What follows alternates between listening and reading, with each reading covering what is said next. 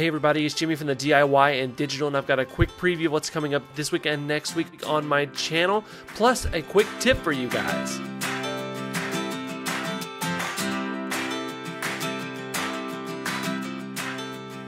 So this week we have our Arduino tutorial for March, where we're going to be throwing Kato turnouts with an Arduino and a motor shield. It took a little bit of research to figure out how to do this one, but it's actually a lot easier than you think. So that's what's coming up on Monday.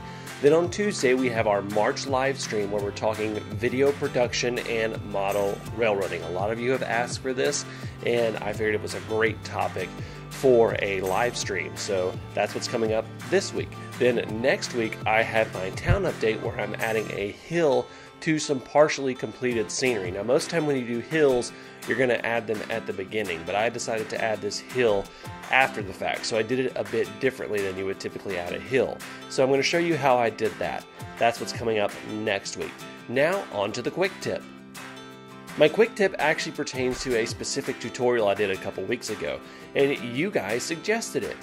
And that is to coat the lines that I did on my road tutorial with some sort of matte sealer. In this case, I used some matte Mod Podge to seal it in, and it worked out fantastic. So this quick tip comes straight from you guys. And if you have any more quick tips, feel free to leave them in the comments below.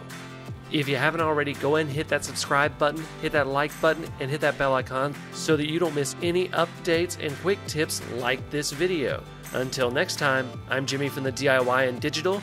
Happy railroading.